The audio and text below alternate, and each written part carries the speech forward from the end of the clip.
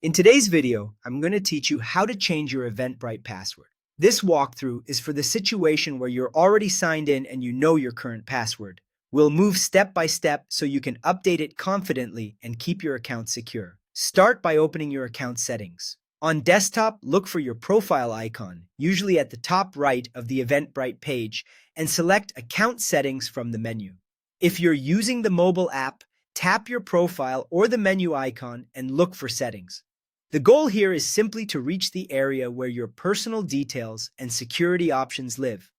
Once you're in Settings, navigate to the section labeled Password or Login and Security. Different versions of the interface may use slightly different wording, but you're looking for the place that manages your sign-in details. Click or tap to open that section. You'll see three fields: your current password, your new password, and a confirmation for the new password. Enter your current password carefully. If there's a show or hide option, consider using it to avoid typos. Next, choose your new password. It must be at least 8 characters long. And for stronger protection, it's best to include a mix of letters, numbers, and symbols. Aim for something memorable to you but hard for others to guess. Avoid using personal information, common words, or sequences like 1, 2, 3, 4. Mixing upper and lower case letters along with special characters helps reduce the chance of someone guessing or cracking it. Type the new password again in the confirmation box. This is just to make sure there are no mistakes.